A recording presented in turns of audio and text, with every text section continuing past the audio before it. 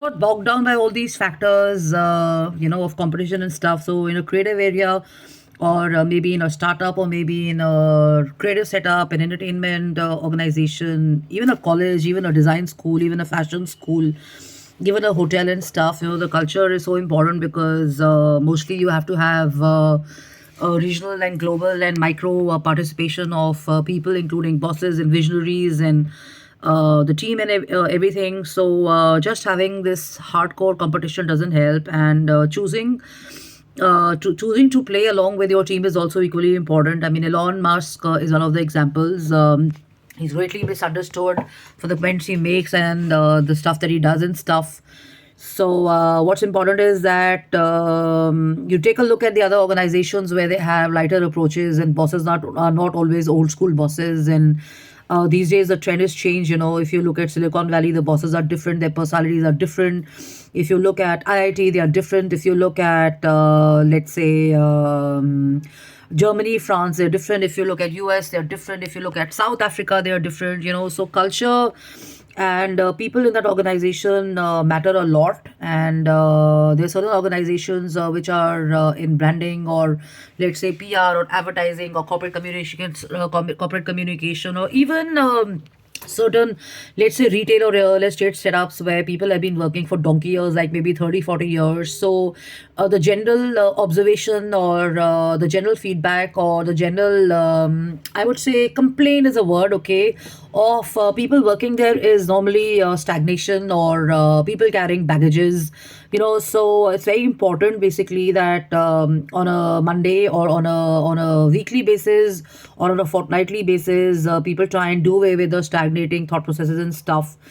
And it is a responsibility of the heads of the organizations to kind of let go of their stagnated approaches, and to let go of their hardcore competitive approaches and stuff, because there's so many interns, and there's so many people, there's so many young minds, or there's so many freshers, or there's so many even experienced people who join organizations and stuff, and they say bye bye to firms, because more than play and work, they're focusing more on competition and stuff, and that can be really killer for creativity and stuff. So an environment or a culture where the non-stagnating approach is replaced by creativity, getting to know each other, spending time in the coffee shops, or personally knowing each other, and you have a lot of interaction happening on a daily basis is recommended. And those people with big ideas, with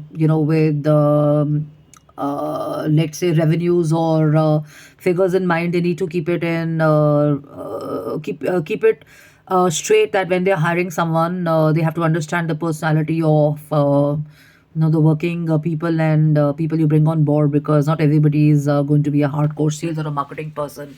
And you're going to be killing the creativity, and you're going to be killing the joy, and you're going to be killing and sucking the energy out of people and stuff. And I feel youth and people and anybody and everybody, including mentors, or people who are at work, they come to have a great day. And if you can offer them non-toxic, and if you can offer them good environments, and you can give them cultures where they leave their, this word is very common in India, which I don't really like, is tensions and stresses. If they can forget all of that while they're at work and stuff, that's a great environment to be in and stuff. And you're going to be wanting to be in the office and looking forward to being there, and self motivation and inspiration helps big time. So rather than competition, it's very important to have balance, and this is exactly what even the author is saying here.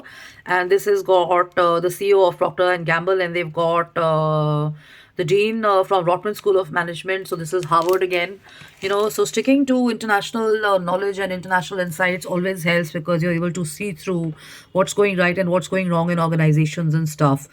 So, since the startup culture is in, and climate is a big concern, and so is humanity and stuff. So, I very strongly and I very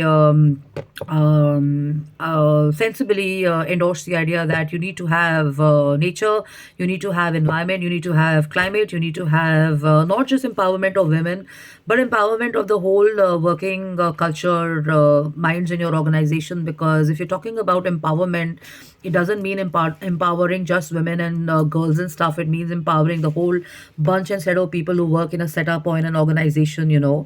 And if you were to look into politics, which is not really my favorite topic, but you can see that with the way things in India are going and globally, Mr. Modi's made sure that they've basically addressed the idea of empowerment, and they've kind of, you know, revamped the whole concept of empowerment, so the values have become very important, and it's not just people in power and stuff like that. So this is the gist of it. So if you're going to be playing in the office, if you're going to be playing anywhere, I'm not talking about sports and stuff, I'm talking about organizational cultures, then this whole idea of playing right with the right values and right mindset and right corporate culture or professional culture or startup culture matters, because everybody and anybody wanting to be in the office does not want to get bogged down and depleted by the mundane competition and shouting and screaming and proving points and stuff. There are a lot of people who prefer good cultures, and they prefer, because they've had great exposure to quality work and stuff, that their personalities also be kept intact and treated in a healthy manner and stuff. So the gist is, this year 2024, try and do away with stagnated minds and try and be more with the quality and more with empowered people. And it's not about media, it's not about PR, it's not about branding, it's about including other factors also within the vision of the startup, or maybe your business, or maybe your designer, or maybe a cause that you're very strongly standing for and for your country. Okay, so love and luck, take care, catch you later, have a great day. Thanks so much for your messages and emails and stuff, and hope to meet you all very soon, and wishing everybody a great week ahead. Bye bye.